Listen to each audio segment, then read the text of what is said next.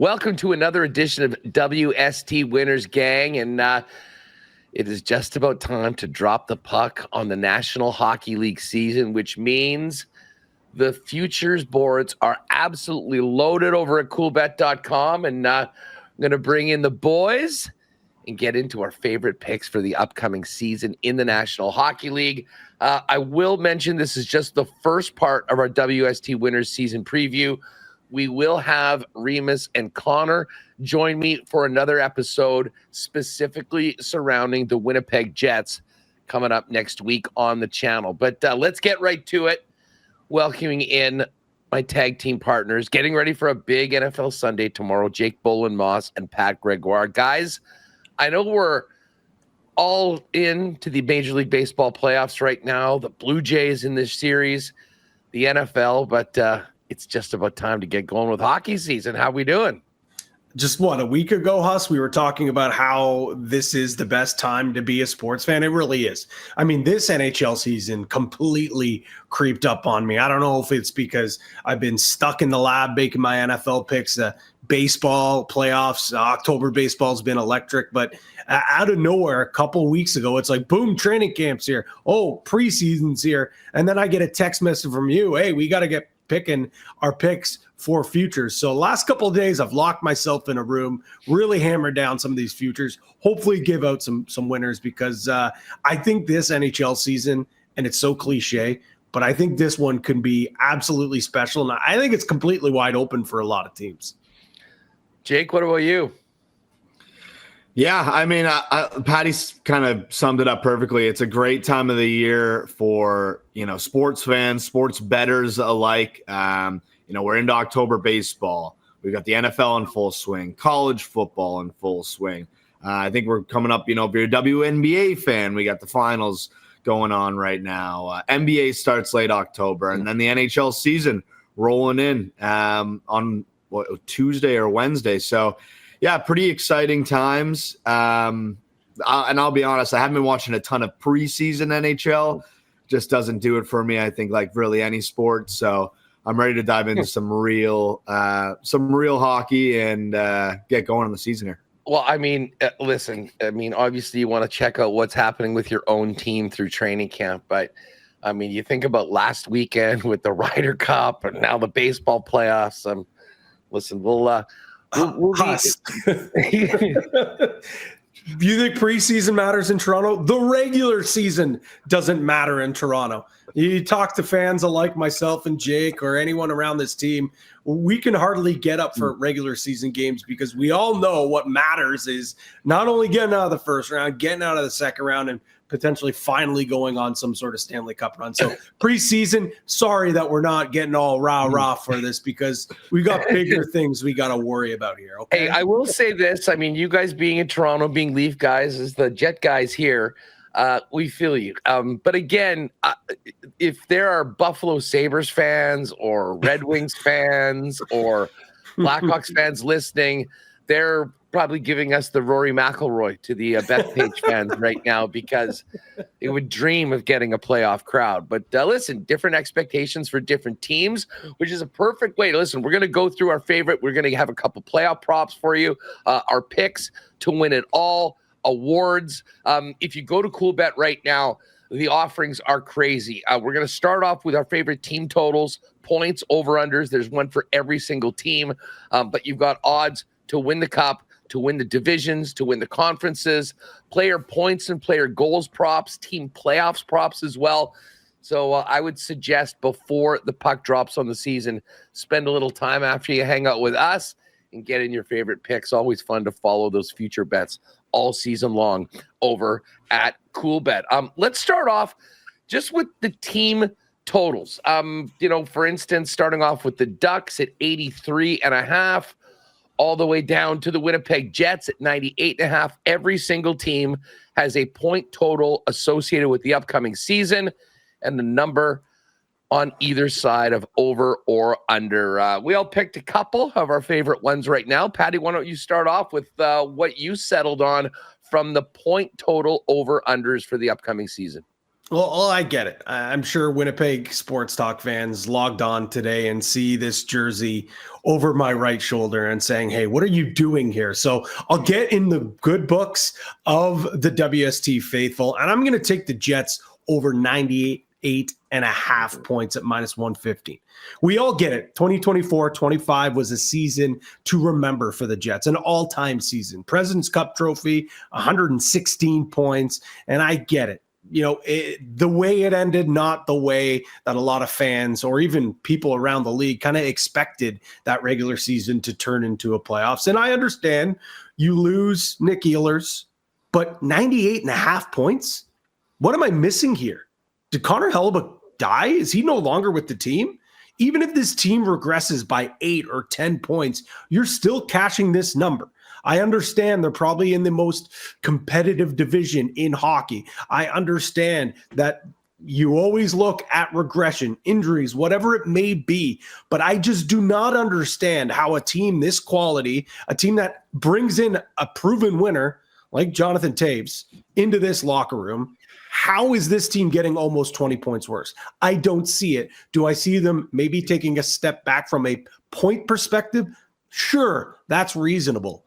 But the pure disrespect of Vegas, the sports book, the odds makers of the Winnipeg Jets year after year, and after their best season in franchise history, the disrespect to continue is undeserved. And if I can win some money off of it, I'll do it. So give me over 98.5 points for the Winnipeg Jets. Pat for mayor. Listen, you've become very popular guys on the program. This definitely pumped up the Q rating a little bit more. Couldn't said it better. Listen, I'm probably sharing many of those thoughts, but as I say, I'm going to keep most of my Jets-related selections to our Jet-specific program, which will be coming up in the next couple days. Great pick. Where's number 2 for you on the totals? Well, if I got to go with an over, I'll go with an under. And some people thought that the Jets might have been the biggest shock of the year. Well, the biggest shock in a negative of the year last year was the Nashville Predators. They were a dumpster fire. Heck, after the regular season, or sorry, I should say the offseason that they had, though, guys, they were thinking about already hanging up banners down in Nashville on Broadway at Bridgestone Arena. They bring in Stamkos. They bring in Marchessault. But both those guys were complete flops. They finished with 68 points last year, guys. Only the Blackhawks had least points in that division. And I get it. They're probably going to get better. I understand Stamkos and Marchessault, they're pros. They are going to be really upset with what happened last year. But again, 20 points better? There is no chance this team is sniffing the playoffs. There is no chance that this team finds themselves even close out of this basement here. I think they for sure finished with more than 68 points, guys, but under 82.5 seems far too good to be true. So I'll take the under 82.5 for the Preds. Love it. Jake, what about you? Yeah, I'll start things off with an over myself. We were kind of talking about them offline, but I'm jumping on the Utah Mammoth over 92.5 points, 89 a season ago. And, they got some really good talent in Utah. I think that it gets underlooked because they were in Arizona for so long. Last season, they just make the move. It's a fresh start for a lot of these guys in a new spot. They're doing a ton of renovations on the arena. They're setting it up for better viewer experience. I think a Utah Mammoth ticket is going to be a hot commodity this year. And, they made some moves. They brought in JJ Peterka from Buffalo. He was a big piece that many teams were sought after. They lose Kesselring. And I think that's a big part, but they do still have a strong back end. They bring in some veterans like Tanev, Nate Schmidt, Vitek Vanacek to back up Vejmelka. And they got a lot of good young core guys. Barrett Hayton, Dylan Gunter, Le Rink General, as Pat calls him, Logan Cooley, Clayton Keller, Nick Schmaltz, he's only 29 years old. Like, a lot of these guys, I think they're ready to take a bit of a jump and only be, 4 points better than they were a season ago, I don't think is a big ask. So I'm going to get behind Utah this year. And if you look around at the odds, like you look across the board, Utah is a team that I think the bookies like. I think their coach is favorite to be coach of the year this year. To make the playoffs, I think they're sitting around even money. So I think not only myself, but I think also Vegas is thinking Utah takes a bit of this jump. I think 4 points is doable from a season ago. So I'm on them over. You want me to jump into my under as well, Huss? Yeah, you bet. Okay. So under, and Patty kind of did this with Nashville. It's not necessarily a 20-point jump, but are the New York Rangers really going to make an 11-point jump from a season ago? What have they really done in the offseason to make you believe that's going to be the case? Yes, they brought in Vladislav Gavrikov. They lost Keandre Miller, Chris Kreider to Anaheim, and they also brought in Taylor Radish. Are Gavrikov and Taylor Radish two guys that can make this team jump 11 points in the standings? I'm not too sold on it. I think there's teams in the Metro that are also looking to make a bigger jump. The Devils only had 91 points a season ago. They're a team looking to make a jump. The Flyers is bringing in Rick Tocchet, making some moves. I think they want to make a jump. The Blue Jackets fell just short of the playoffs last year. I think they want to make a jump. Is there room for the Rangers to work their way back into a playoff spot and back up into the mid-90s point range? I'm not so sure of it. They're aging. I know they still got some good players there, and Panarin, Adam Fox in the back end, Shesterkin and net, but I just don't know if I'm quite sold in the New York Rangers. I feel they're a bit fraudulent. I don't think they're making an 11-point jump. So I got them under 95.5 points this season. The emotional leader, JT Miller, just named the captain of the New York Rangers. That, mark my words, that's going to go either really good or really bad. I wouldn't be. Yeah. I mean, they should be better. They were a huge disappointment last season. But as I say, I'm with you. I mean, that is a big, big jump that the books are expecting. On my side, listen, I'm going to start off with an under, and I'm going to the Stanley Cup champion, Florida Panthers. I don't think people are giving enough credence to how devastating this Barkov injury is. Now, first of all, let's remind everyone, we think of Florida as the best team in the league. They've earned it in the last two springs. Last year in the regular season, coming off winning the Cup, I mean, they finished third in the division at 98 points. Their total for this year is 101.5. And even if Barkov was in the lineup, to be honest, guys, think about how much hockey this team has played. They are aging out. And listen, they've got a lot of great players that are in the prime of their career. They're going to win a lot of games. But for a team that had 98 points last year, spent 2 more months battling for the Cup, you don't think that there could be a bit of a hangover on that? And now they're without their most important player, full stop. We can go down the list and talk about Matthew Tkachuk. Oh, by the way, he's going to be out for half the year as well. Listen, the Florida Panthers, they need to survive the regular season, get into the playoffs, and see what they can do. Their total for the season is 101.5. Last year, as I mentioned, they finished 98th. To me, this is a Panther team. Like, it's funny, just speaking of playoffs, and we'll get to playoff numbers, like the number for the Panthers to miss the playoffs has gone from 4-1 down to plus 250. So to me, I love the under on the Panthers at minus 101 or at under 101.5. And then looking to an over, I'm going to go to one of the younger teams in the National Hockey League and the Anaheim Ducks. And you look at the Ducks last year, who were competitive. They were a couple games under 500. They finished at 80 points on the season.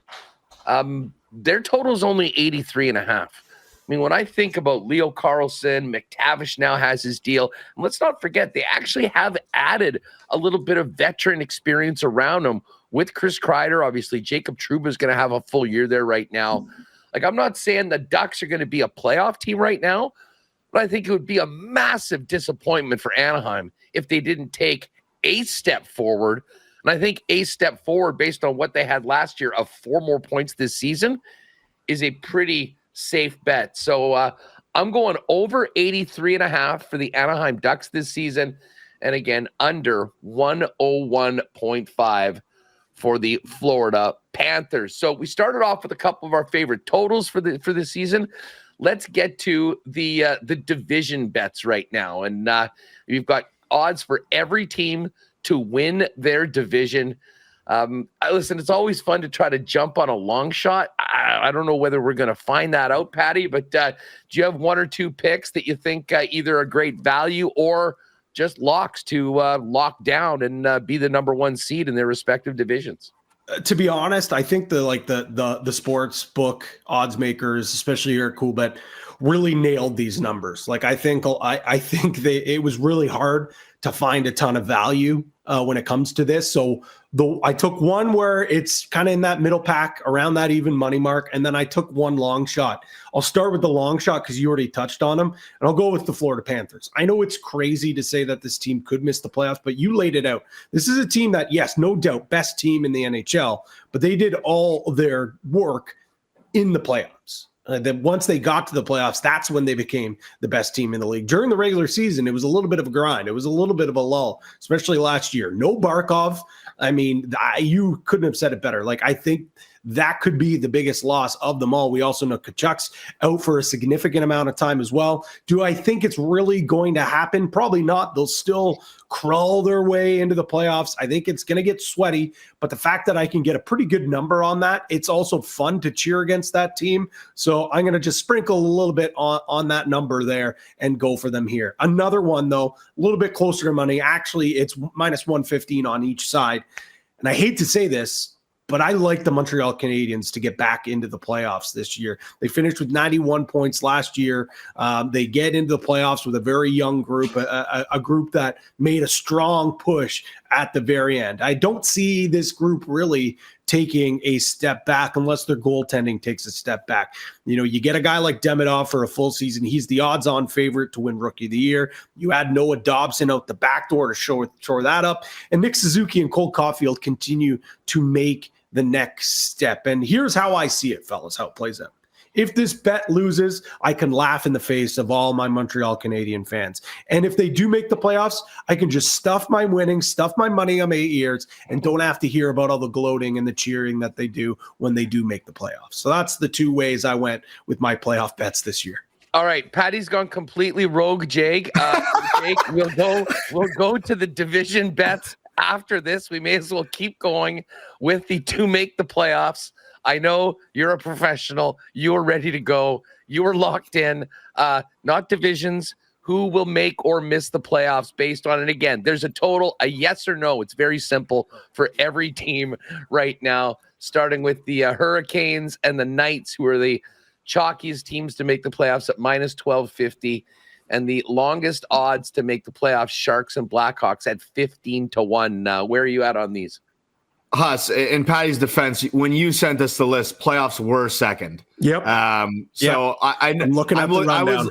I was looking at the list on the show, and you did have division next, so I was ready for division. And then Patty started talking about Florida, and the way he was talking about them, I was like, that doesn't sound like a team that he's picking to win the division. Me too. It actually sounded like a team that he's actually taken at a good number to miss the playoffs. And guess what? On my card, I also have Florida to miss the playoffs. So I was like, Patty's saying all the right things here. I love this.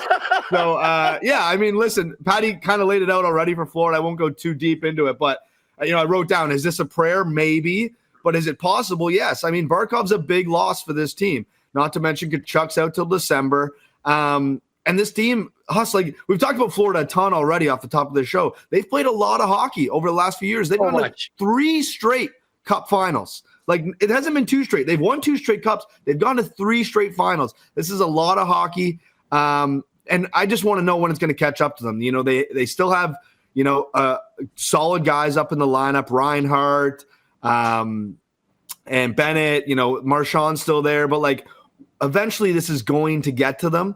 I don't necessarily know if they're going to miss the playoffs, and that's why the number is what it is at plus 250. But you already mentioned it was 4-1. Now it's plus 250. What shocked me is you're telling me the Florida Panthers have a better chance of making the playoffs than the Toronto Maple Leafs. I know I'm biased, but at minus 345 to minus 333, I know it's small little numbers here. That's a little shocking to me. I think the Leafs, they're healthier. Their depth is just as good as Florida's is, even better than it is probably right now. It's pretty surprising to me. So, yeah, I jumped on Florida to miss the playoffs as well at that number, Patty, plus 250.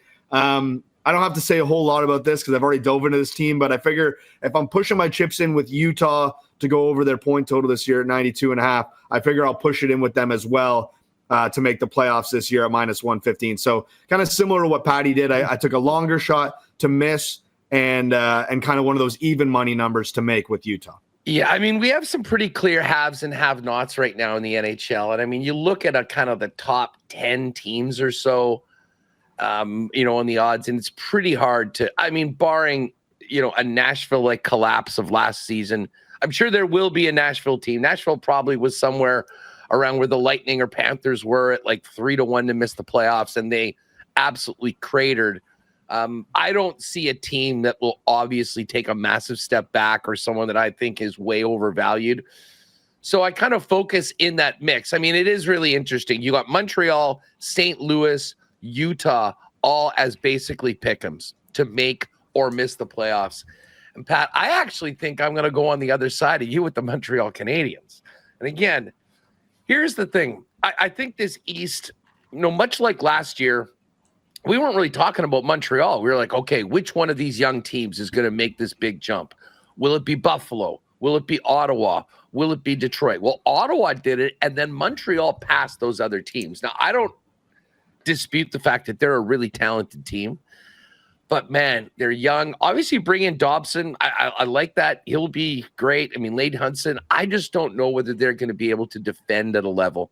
Especially with some of the young players that are going to be playing big minutes up front, that they will be able to be on the right side. Listen, if they make it, they're going to be where they were last year, just kind of getting in. But to me, I think the line on either side, and it's part of the reason why they're basically a pick 'em to make or miss. So I will fade the Habs this year in the East. And like you said, Pat, I get the happiness hedge on your side of things with your Hab fans friends. I'm going to back the take and say the Habs are out. Now, listen, if you want to just stay right there in that mix, on the other side of another pick'em team is the St. Louis Blues. Obviously, we saw one of the great playoff series in recent NHL history last year between Winnipeg and St. Louis, an all-time finish in Game 7. But here's the thing. Montgomery took over. You look at what that team was in the second half of the season. They were right there with the best teams in the entire National Hockey League from January 1st on. I think they showed that they can play with the top teams, in the playoffs with the test that they brought to Winnipeg. And, Montgomery's a winner too. And listen, you've got Thomas and Kyrou kind of really into their prime right now. I guess the one question I have is whether Braden Schen's going to continue to be able to play at that level, top 6 forward. But I mean, you look at that blue line, and certainly, I mean, I think last year was a huge, huge year for Jordan Binnington. He'd sort of fallen off a little bit.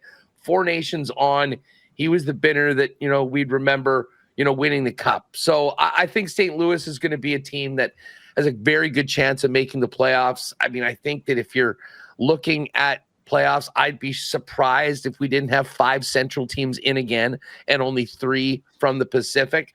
But I'm looking at that. And as I said, this isn't maybe an official pick, but I've been desperately looking, okay, which of these teams, that are significant? The Islanders are plus 75. You've got 2-1s on Columbus and Nashville, then Calgary, Anaheim, Buffalo, Detroit, Philly, Boston. The Boston number's massive, by the way, and their point total is people are really thinking that this is going to be a continued drop-off for Boston.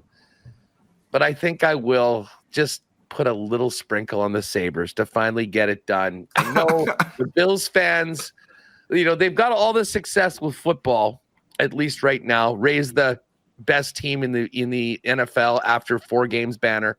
But everyone's so out on Buffalo. Sooner or later, this team with the talent that they have is going to do it. So do I feel good about it? But if you're looking for one of those teams on the out, let me just quickly put that to you guys. I mean, I'm looking for a team in the plus 200s or more to make the playoffs. I mean, of all of those dogs, all those teams that people are expecting to be mid 80s, maybe get to 90 points, which one of them can. I mean, Calgary was right there last year.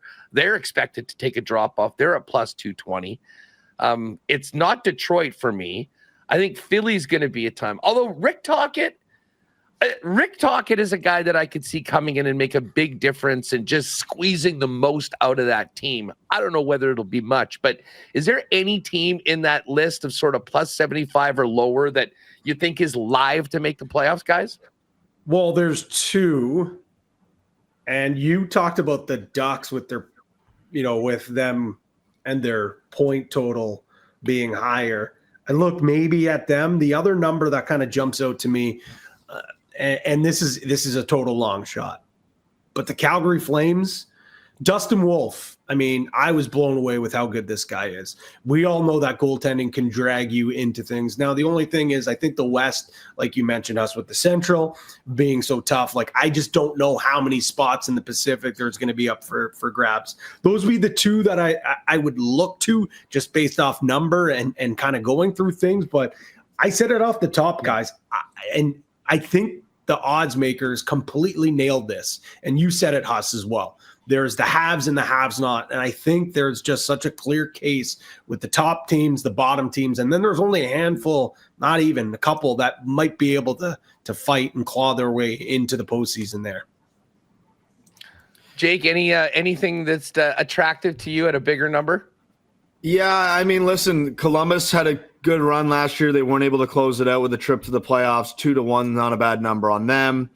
I think, I think you can make an argument for any of those teams in between, 2-1 and 2.5-1. You already mentioned it, Huss, but, what can Tocchet get out of these Flyers? I know they brought in Trevor Zegras, is a change of scenery going to do him good? Mishkov, Couturier is still there with some veteran presence. The back end's looking solid. Like, our Philly a team that takes an unexpected jump this year behind Rick Tocchet. That one I could probably get on board with, plus 250. Besides that, I mean, all respect to you for taking Buffalo. I don't know if I could put my hard-earned money on the Sabres. How they've been. Sooner or later, it's going to happen. I just want to see it, and I want to see it for Buffalo fans. I mean, for sure, they may be spoiled for their NFL team, but that is a loyal fan base that has just suffered through. I mean, what is it, 14 years now? They haven't seen. I mean, there are kids that are teenagers right now that have not been alive for the Buffalo Sabres to play a playoff game. I know I'm biased being a lacrosse guy. You can see the lacrosse stick and the jerseys back here, but the Buffalo Bandits even were the 3-time NLL champions. They are outdrawing the Buffalo Sabres from attendance. I know it. There's 41 regular season games for the NHL. There's only 9 home games for the NLL, but like vastly outdrawing the Sabres are the Buffalo Bandits. And so I get it. These fans are spoiled with their lacrosse team, with their NFL team, but the Sabres, I mean, the apathy, the temperature for this team, it's really running out of time. The organization had to bring Lindy Ruff back to coach this team to try to give some of those good vibes here.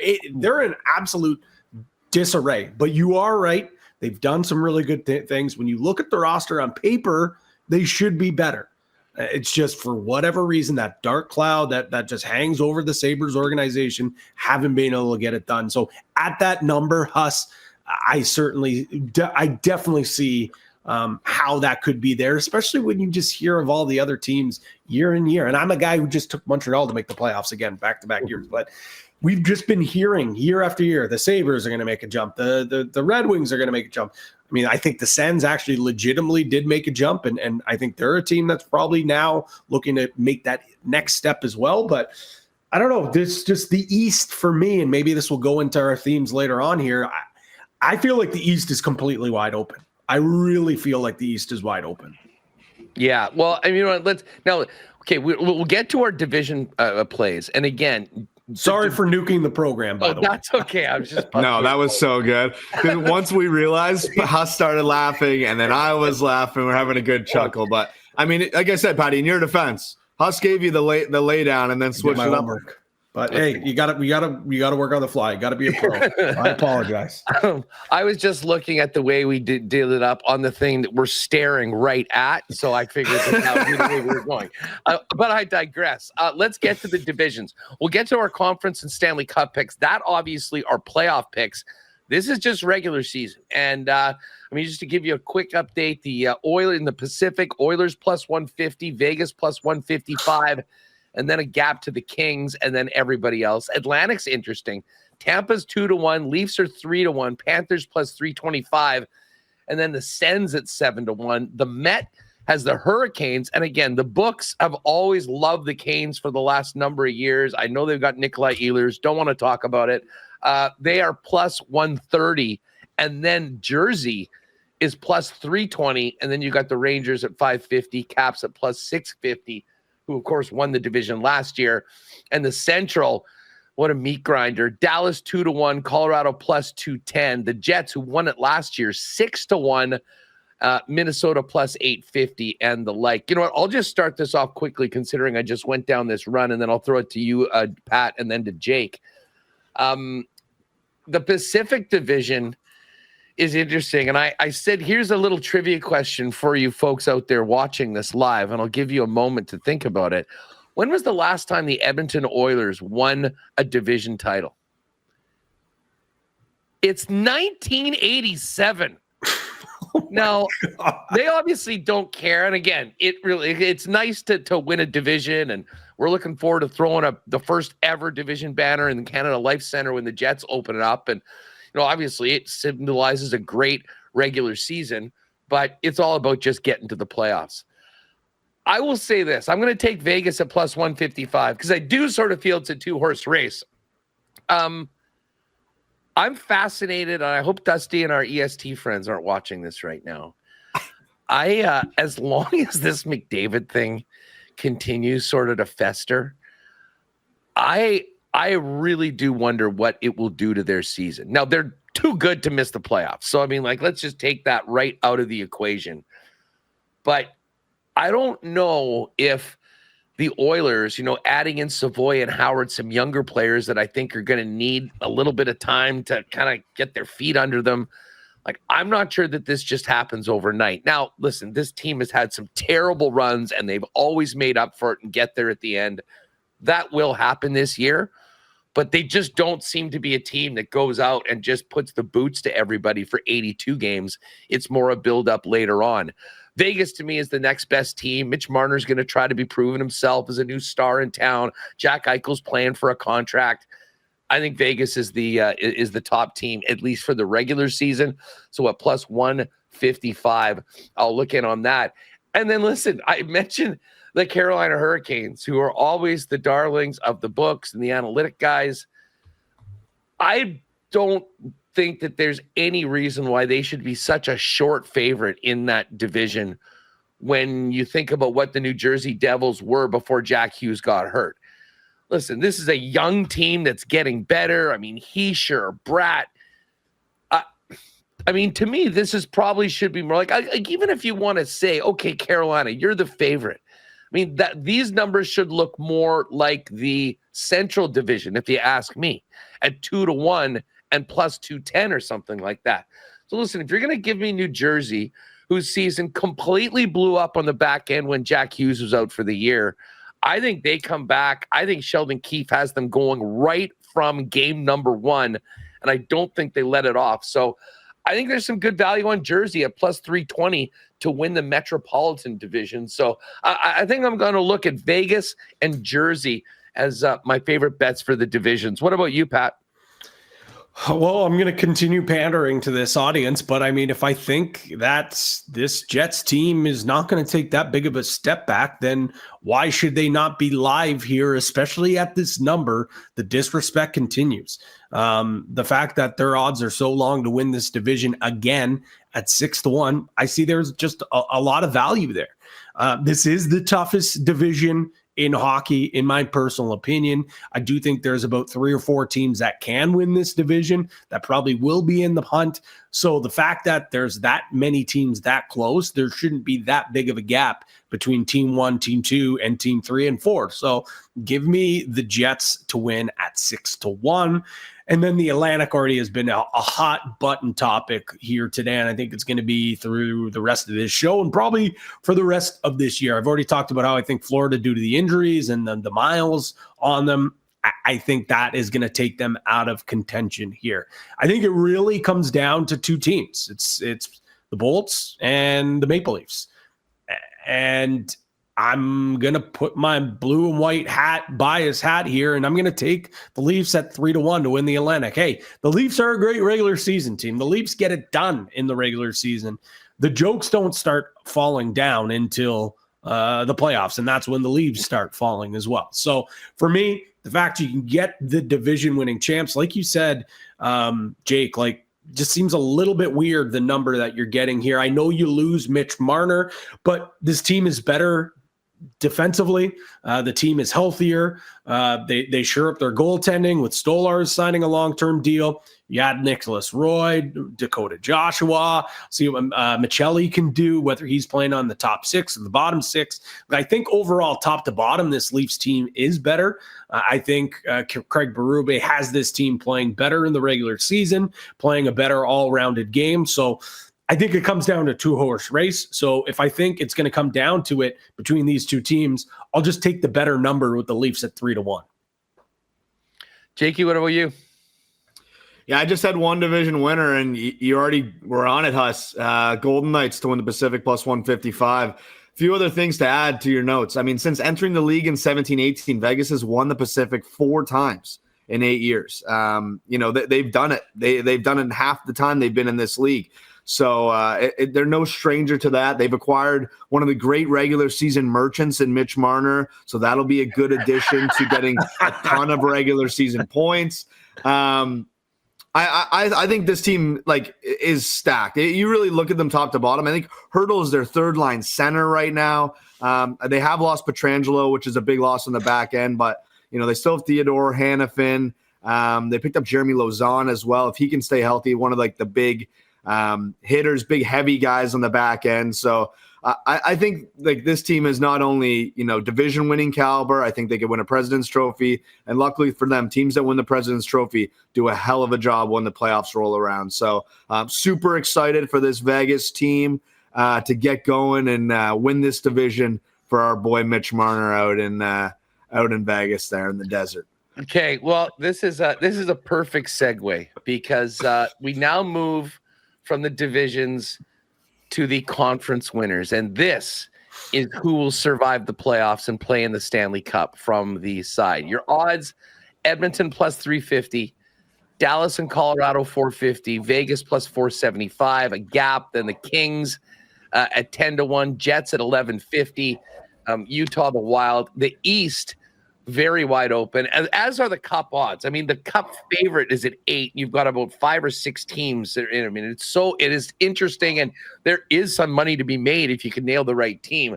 But of course, Carolina is the favorite at 4-1, Tampa plus 450, Panthers 5, Jersey plus 750, Leafs 8, and then Ottawa 12, Washington and the Rangers are 15. I'm going to start in the Western Conference, and listen, I sort of said I'm fading Edmonton this year.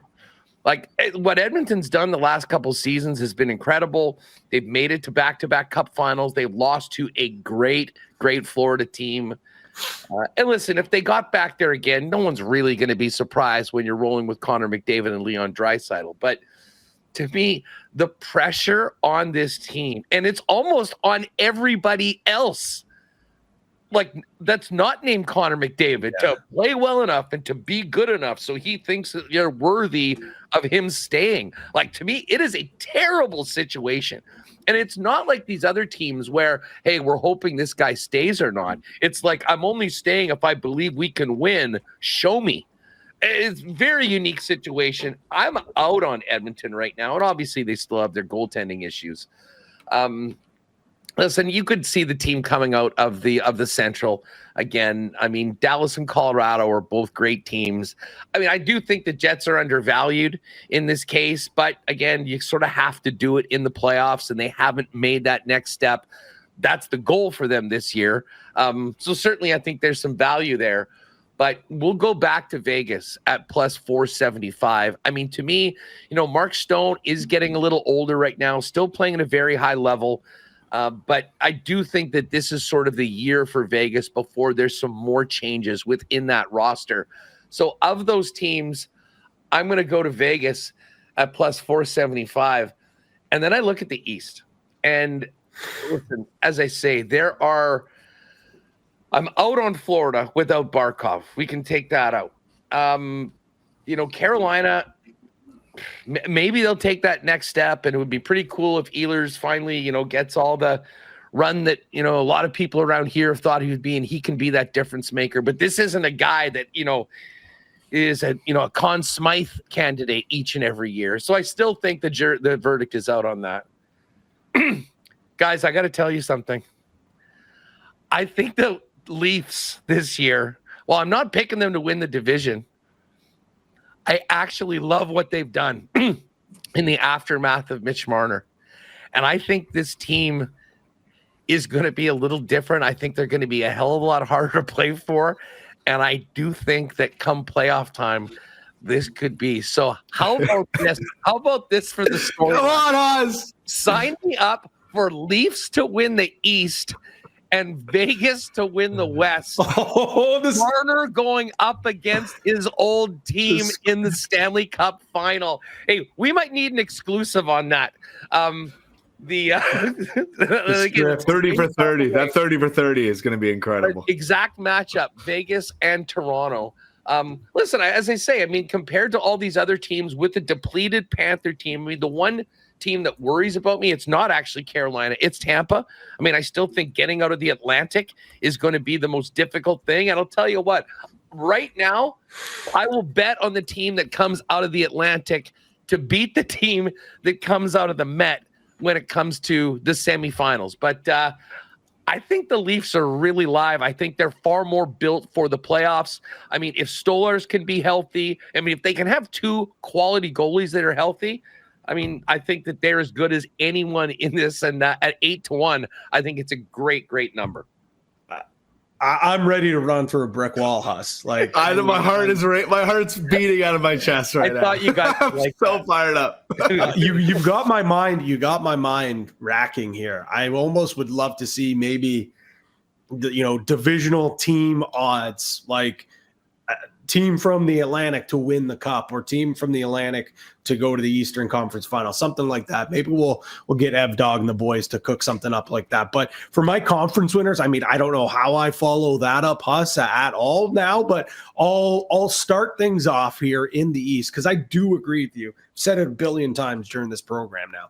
The East is completely wide open, and I have never once believed in the Hurricanes. I think they're absolutely fraudulent. I think the analytical dorks and the sports books have always loved this team, and they haven't been able to get it done. I don't know what that love is for this team, and I'm not going to start believing in them now. We talked about the Panthers ad nauseum. Too many miles, too many injuries, not going to happen. The Devils and the Rangers, I know you like the Devils this year, Huss, but it's Sheldon Keefe. I don't really think this group is built for the playoffs anyways. The Rangers, they're frauds too.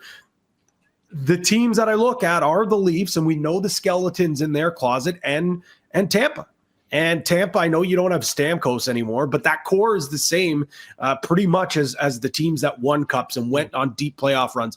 Vasilevsky certainly scares me, but he was on the ice a couple of days ago now. He is back with the team. Looks like he's getting healthy. So at plus 450 for them to go to the conference, a team that's done this before, to win the conference, I really like that number. Mm-hmm. Speaking of that number on the West, I'm going to go with two bets here. Here's the shorter one first. Colorado plus 450. All the good juju and good vibes that I've got with these Winnipeg people listening to this program out the window now that I've picked the Avalanche. But they do have elite talent. They have depth scoring. They've got a strong back end. The only thing that does scare me is the goaltending in Mackenzie Blackwood. Can he get the job done? That's really tough. This is more of a bet on their up and top echelon talent. Look what the Oilers have been able to do. Look at what they've been able to do to get to the finals to back-to-back years. I think McKinnon is in the same category as a Connor McDavid. I think Martin Necas is a guy that he's starting to take the next step as well. I think they've got the talent to do it. Blackwood just has not. He just needs to catch fire at the right time. And at plus 450, I think this is a team that can make a deep run. And I've been doing it all day long, all program long. The number's crazy. Jets plus 1150 to make the conference. And I know they haven't done it yet, but at some point you got to get it done. And at plus 1150, that number is disgusting. It is disrespectful. So I'll put a little sprinkle on the Jets to make it to the Cup. I love this. All our times working together, we've just figured out a way. We're not going to bet our own teams. We'll bet each other's teams to win, and then can ride along with it. Jake, what about you? We've brainwashed each other, Huss. That's where we're at. Listen, I think the Jets have good value. I went with a different team from the West, and I'm glad we haven't talked about them yet. And I'm probably going to lose some fans on this show by backing this team. But I'm going to take Dallas because if not now, then when?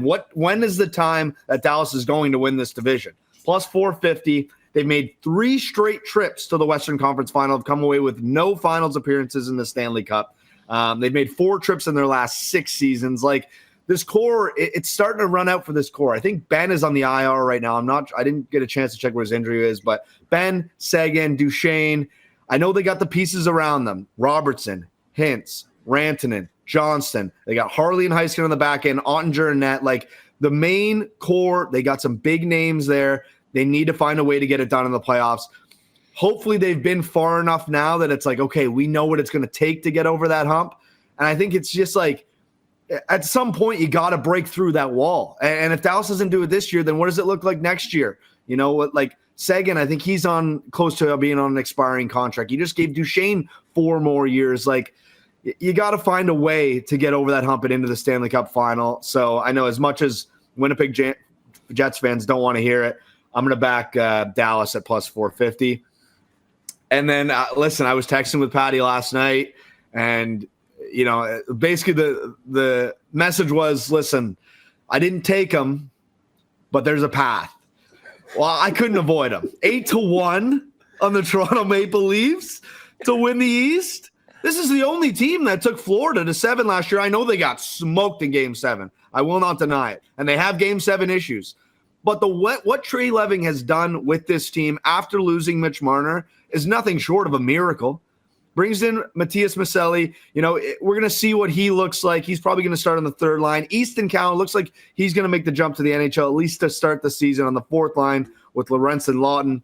But the top 6 is still really solid. It's Matthews, Nyes, Domi, Nylander, Tavares, and McMahon. Like, this team top to bottom is looking real solid. All 6 defensemen healthy, ready to roll. That McCabe-Tanev shutdown pairing is going to be really, really fun to watch for us Leaf fans. And then, like you mentioned, Huss, if you can get 2 healthy goaltenders, we'll see what's going on with Woll. But Stoller's got his deal. It seems, by all accounts, by all the talks, that he's come into this season, with really high expectations for himself and for this team. I think the value is too good not to take the Leafs at 8-1. And I'll be honest, like, you go down that list, outside of a healthy Florida team, Tampa Bay, like, no one from the Metro really strikes fear into me. And listen, you might want to clip this because we could be down the line and the Leafs could be losing to a team in the Metro in the Eastern Conference Final, and it'll be a hilarious joke. I get all that, but I don't know. I'm not buying the Carolina Hurricanes of the world. I'm not buying the New Jersey Devils of the world. And I think it's as open for the Leafs as it's ever been. So Leafs at 8-1 is my number on the East. Yeah, and listen, we'll just quickly, we just made conference picks. So, here are your Cup odds right now before the puck drops. Edmonton and Carolina, 8-1. Avs and Golden Knights, 9-1. Panthers and Dallas, 10-1. Tampa, 12. Jersey, 14. Leafs, 17. Kings and Jets, 20. And then we get down to the 30s with the Caps, Ottawa, and the New York Rangers. I'm just going to say this right now. I think the Leafs at 17-1 is maybe the best value bet on the board. I've been here listening to about the Jets at 20-1, considering what they did last year. I mean, basically the two teams that I'm picking, one's at 9-1, one's at 17-1. And again, going back to my scenario of the Toronto Stanley Cup final, I'm just imagining the media scrums around the new number 93 on Vegas when he comes in. Like, the funny thing is, he'll escape the Toronto, the media horde, everything like that, and then leaves, and then has to face his demons and his old team in the Cup final. Listen, I think, if you like the two teams that that you picked, you'll probably put a little sprinkle on both of them. Vegas is, listen, they've done it before. I think that, if they can get to the Cup final, they'll be live. I wouldn't be surprised. By the way, here's a little prediction. Don't be surprised if the Vegas Golden Knights, like Carter Hart's going to sign somewhere. That to me is like the perfect place for him to go in. No one's going to really care about everything that happened. In fact, because of the fact that the way that they were not guilty, exonerated, whatever you want to call it, I think they'll actually be in a market like that, probably some real support to give the guy a second chance. You add a player like that. I mean, if they could add him into the mix, I think you're talking about, a much improved goaltending side of things. So anyways, Vegas at 9-1. But listen, if you want a number that makes sense of a team that I think is going to be a hell of a tough out and frankly more playoff ready, it's Toronto at 17-1. Just based on those two picks. I mean, Patty, I don't know if you just want to quickly touch on, your Cup winner, and then we'll get it to Jake, and then we'll dive into the players. Well, I think when you look at the top of the board, you look at the Oilers, and it's hard to argue that this Oilers team doesn't have a legitimate chance to get back there with McDavid, with Draisaitl. Heck, they've done it 2 years in a row. But you talk about the distractions, Huss, and I understand why you're fading him, but maybe he finally gets it done and wins a cup.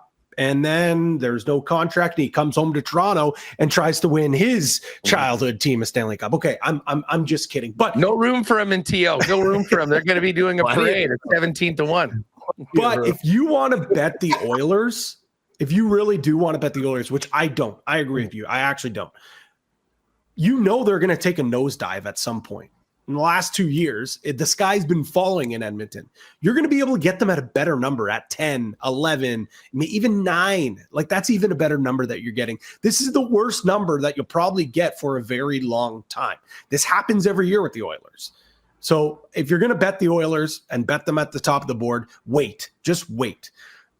Looking at other teams, I talked about Tampa. I like them at 12-1. I think their path is certainly there. The Jets, I've been all over them, so I'd be crazy not to take a look at them at 20-1. But a team that hasn't been mentioned on the program at all, and a team that I actually really like a lot and almost took them in some of these other categories. But I figured I'd give them the long shot touch here. The Washington Capitals at 30-1 is a long shot that I do really like. They shocked the entire league last year. They finished first in the East, 111 points. They knocked off Montreal in 5 and then ran into Carolina and lost in the semifinals. Now, I think the Caps have everything that makes me believe that they'll be in the mix again. Alex Ovechkin showed zero signs of slowing down last year. John Carlson remains a number one defender on that blue line. I thought Jacob Chikrin was a great add as well. But for me, the Jack Adams winner, Spencer Carberry, has completely changed the makeup of the way that this team plays, and it is built for playoff hockey. And even in the regular season, they're 91, 53, and 20 in the last 2 years that he's got them to the playoffs. And would this, Josh, I know you're a big script guy, but would this not be a great script as well? Alex Ovechkin fading off into the sunset, winning another Stanley Cup. He's already the all-time goal scorer. He really has nothing else to achieve in his career except add another Stanley Cup and put him into that upper echelon of multi-cup winning players. Love it. Jake, do I just want to put you right down at 17-1 for the Buds, or is there somebody else that Yeah, here, do you want me to I'll read right off my notes. 17-1 exclamation point. This may be the longest odds in the Matthews era since the first few seasons. And for a lot of the same reasons I mentioned above, this is too good a value. That's where I'm at. Yep. 17-1 seemed like a crazy number. I mean, I know they lost Marner, guys. Like, I'm not discrediting that, but Marner when it comes to the time that you need to win Stanley Cups, wasn't there. So at the end of the day, whether he's there or not, there's no real difference in my eyes. And like I said, they've gotten deeper. The goaltending's there. This team can stay healthy. Mind you, Austin Matthews, I don't think at any point was healthy last year. His back got hurt and he was never the same. You can go back and watch. Like some games he'd show flashes. He was not healthy. This year, by all accounts, all the conversations, he's coming as healthy as he's been. I know we've said that every year and it feels like he gets hurt every year, but like if this team stays healthy and so far so good, like I think 17-1 is crazy if you're not touching that. So I don't know. Yeah, I'm going to bet it, and I'm fine to be let down because I've been let down plenty of times. I've been there before. I'll be there again. Also, when I got to go back to a point made earlier in the show, and Patty said we don't take the regular season serious and you don't get up for regular season games. You should have a camera on me in my living room during game 43 because if you don't think I'm getting up for regular season games, you're crazy, Patty. Yeah, and I mean, people are going to see that weekly on WST throughout the years, the ups and downs. All right, let's quickly bang off a couple quick player props before we're done. Folks, get on over. I mean, there's point props, there's goal props on like most of the significant players in the league. So we just basically grabbed a couple each. I'll quickly fire off my couple. Jesper Bratt, over 24.5 goals. He last year ended up only coming in at 21. But I mean, this is a guy that was well over 80 points. It just seemed like it shifted away from goals a little bit more for the number just to be 24.5. The thing that I love the most about Bratt is that he doesn't miss games. I mean, the last 4 seasons, I think he's missed 1 game. So, I mean, I do think Jersey's going to be good, especially, I mean, again, if Jack Hughes stays healthy, I think they'll maybe be a little bit more finishing. I think he's a lock for 25 goals if he can play the full 82 games and we get out of it. And then on the other side, I'm going to actually fade Nazem Kadri. Kadri's goal total is 28.5. Listen, Kadri last year had an absolutely incredible season. And, he, in a lot of ways, I think sort of was the impetus for Calgary to be such a competitive team last year. I mean, he had 35 and the year before 29. But again, Nazem Kadri is now 34 years old. I think you're going to have some younger players maybe stepping up and doing a little bit more of the finishing. I think it's natural to think that there could be a slight fall off. Now, he's still going to be an important player for Calgary. He'll still play lots, but it's a lot to ask him to basically touch 30 goals again. So I'm going to take under 28.5 for goals on Nazem Kadri. Patty, quickly fire away with a couple player props you like. Yeah, normally, I mean, like I came on the program here with the NFL and I said, like, you probably should take some unders, but I honestly, I couldn't find an under. I couldn't even really get past one player. I'm taking 2 overs in 2 categories on 1 player. William Nylander, over 39.5 goals and over 84.5 points. And I know Jake is chuckling and smirking. I am the number 1 card carrying member of the William Nylander fan club. But he finished with 40 plus goals in 3 consecutive seasons. He pumped 45 in the back of the net last year. Only Leon Draisaitl had more goals than him. I don't think enough people talked about how elite of a goal-scoring year William Nylander had. And now the fact, so there's his goal scoring. I think no regression for this guy. There's 0 chance that this guy regresses from a goal-scoring standpoint. You also factor in the fact that Mitch Marner is gone. So when it comes to the points total, he had 84 last year. He's going to have the puck on his stick more often on that power play. He is now going to be the guy saucer passing one-timers to Austin Matthews, a healthy Austin Matthews at that point as well. So, for him to basically replicate a season that he had last year where he's probably going to have more opportunities to play with Matthews at some points 5-on-5, but more importantly, be more of a important integral role on that power play. I had to roll with my boy Willie here. I love the Nylander props. And I mean, again, I'm not in the market, but from outside looking in, and I know Matthews is the captain and he's the alpha.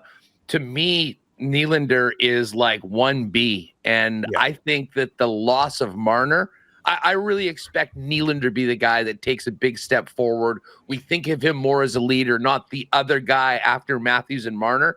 And I think it is sort of Willie's time this year. And he is going to be like, listen, if all of our love for the Leafs and doing things in the playoffs, that's the guy to me that will be the catalyst to kind of pick up some of the slack, including a good season from Austin. What about you, Jakey? Yeah, I got a couple guys. Start with a point total over. I went overs as well, Patty, so I'm totally with you. This guy was mentioned a little earlier. He's on a contract here. He's only 26 years old. Martin Necas, over 74.5 points, playing on the top line in Colorado next to McKinnon and Nichushkin, top power play minutes. He had a career-high 83 last year, and that included 55 with Carolina, 28 with Colorado. So I think we can expect another big season going into free agency for Necas. I think he's just in a really good spot. I think 75 points is very much doable, especially, Rantanen's out of town in Colorado. It's, he is, a top 3 player on that forward group. He's going to be playing a ton of minutes alongside, one of the great players in McKinnon, power play time with Makar and McKinnon. It just sets up really well for Necas. And then I'm trying to get back in the good books here because I know I took Dallas to win the conference. But Kyle Connor over 35.5 goals in a contract year. I have to have a piece of that. This guy's scored at a 36-plus goal pace in 5 of his last 6 seasons. I know he hasn't played every single game, and that's a concern, staying healthy if you're Kyle Connor. But, to me, this guy's a 40-goal scorer. Season in, season out, especially at this point in his career, the prime of his career. So I think we take Connor. We all get together here as the Winnipeg Jets crew, WST, and we all take Kyle Connor to go over 35.5 goals. And then what we do after that, Huss? We sprinkle a little Rocket Richard at 50-1. I love it. Well, speaking of Connor, and I will say this, he has been pretty durable. He missed, 17 games the year before, but 82, 82, 79 in his last 3. Coming off a 41-goal season, had 47 in 79. There is an exclusive right now at CoolBet that you can get. Kyle Connor to hit 50 is at 17-1. All over that. And I'll say this. The absence of Ehlers, like the craziest thing about Kyle Connor's 41 goals, he might have had 1 or 2 on the power play last year. And that has to change. Like, this is a number 1 power play, and for some reason their number 1 goal scorer wasn't scoring. Crazy. Tell me that doesn't change somewhat, especially with Ehlers being gone and Perfetti kind of moving into that spot. So, that's a bit of a tease for some of the things we'll be talking about on our Jets-focused ones a little bit later on. But certainly do like that. And again, check the exclusives, Winnipeg Sports Talk and the NHL ones, because Kyle Connor to get 50, it hung a 17-1 boost on that if you want to jump on that. All right, to finish up, a great selection of awards available. You got the Jack Adams, which is just completely wide open. Cale Makar and Quinn Hughes, the heavy favorites for the Norris Trophy. Hellebuck 3-1 to win a 3rd straight Vezina over Shesterkin at 6, Vasilevsky at 8. Matthews and Draisaitl co-favorites to win the Rocket Richard. The Art Ross Trophy, Connor McDavid, Gap, Nathan McKinnon, Nikita Kucherov. And the Calder Trophy, Ivan Demidov. I know there's so much hype. 1 plus 175. Listen, let me start my picks for the awards right now with the Calder Trophy. Zeev Boyum is going to get a lot of run in Minnesota. He's 14-1. That's the next number after Demidov. And listen, if you know anything about the history of these awards, Montreal Canadian players get a ridiculous amount of attention and extra love with the French media and the media overall. Look no further than, Iginla losing the MVP to Theodore that year. So, but this number is way too short. Isaac Howard, I guess, is going to have a chance to play in the top 6, maybe with the Oilers. I'm not counting on that. Those things, that can end in 2 weeks. The guy that I actually love on this, because I think he's the real deal, already seen a little bit of him in the preseason, he's been just phenomenal, is the number 1 overall pick from this last year's draft in Matthew Schaefer. He's 17-1. He's going to be playing right out of the gate for the New York Islanders. World-class speed. There's a reason why he was the no-brainer number one pick. So I think he's also got that. And of course, playing in the New York market, not going to hurt him as well if he has a big year. Love Matthew Schaefer at 17-1. Now, listen, just before I make my next pick, I've got a question for you guys. Do you know who Dan Muse is? Have you ever heard of Dan Muse? Name sounds familiar. Dan Muse. It didn't sound familiar to me. And I was going through the list of Coach of the Year candidates. I'm like, who the hell is Dan Muse? The more you know. He's the coach of the Pittsburgh Penguins this year. Again, okay. No idea. Okay. No idea. For those of you that are wondering, he's 35-1 to win the Coach of the Year. Coach of the Year is almost an unbettable number right off the bat. I mean, unless you think there's some team that's going to make a huge jump this season, jump on that guy. But, you know, if I'm the Calder Trophy, I absolutely love. And, you know, if I'm looking for a number that could be, could be some good value, I'm looking at the Rocket Richard Trophy. Now, I get it. Matthews and Draisaitl are going to be like the big, heavy favorites. I'm going to throw in a 10-1 on David Pastrnak. Now, listen, the Boston Bruins have very low expectations this year. Pasta's still absolutely world-class. He's going to play a ton. He'll be the guy on the power play. There's a reason why he's not one of the favorites, but I think there's some value at 10-1 if you want to sprinkle on that. And as far as the Art Ross Trophy to have the most points in the league, I don't know how you go anywhere other than McDavid at the top of the list at plus 175 to have the most points in the league, barring injury. Pat, you got an award winner or two to finish it up? Yeah, I got a couple, but just off the top when you said that with the Rocket, what's Ovechkin's number? Because if he didn't get hurt last year, he probably wins that thing. That might be worth a sprinkle depending on what the number 35-1.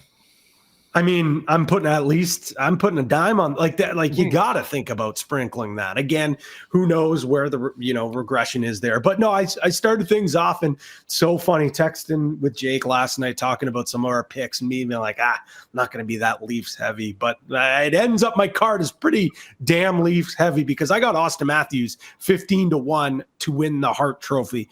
Now, if he can get back to his goal-scoring ways, putting 60-plus goals in the back of the net, being a two-way threat, just a dominance presence on the ice without Mitch Marner on the ice, I think there is going to be a huge narrative out there that, okay, yes, Austin Matthews is one of the best players on the planet. And the fact you can get him at 15-1, the number for me just looked a lot of value, especially when you look at the true meaning of the award. And I think last year, the voters actually finally proved that the meaning of the award actually means the word value, the most valuable player. Hellebuck was that player last year. So I think you lose Marner. If the Leafs don't take any regression, if Matthews gets back to where he was a few years ago, how can he not be in the conversation for most valuable players? I wanted to go with the Rocket Richard.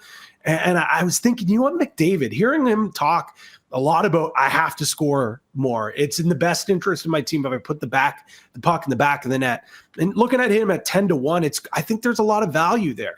But then you talk about those exclusive Huss, and I scroll down and I see McDavid to score 50 plus 1250.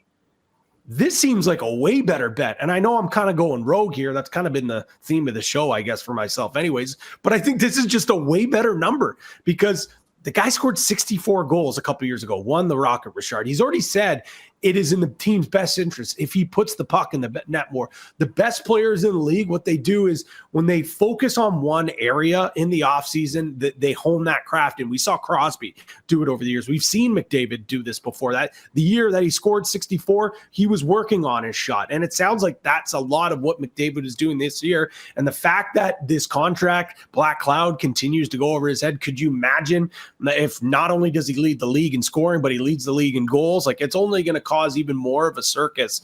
But with that being said, Huss, you said it.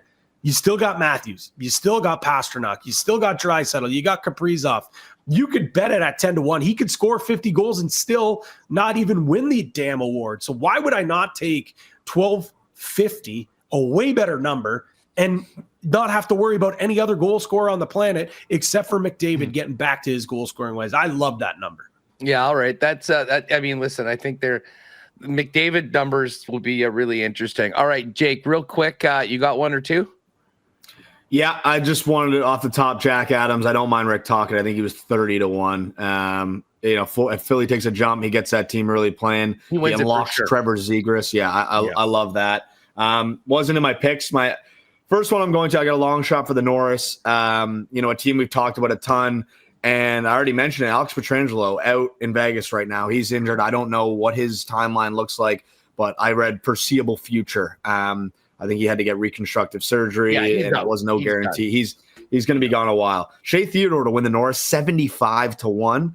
I'll take that value-wise. Listen, I have a hard time believing anyone not named Quinn Hughes or Cale Makar will probably win this award within the next however many years. But if you're going to take a shot, might as well take a nice big one. Shea Theodore is going to be playing top power play units.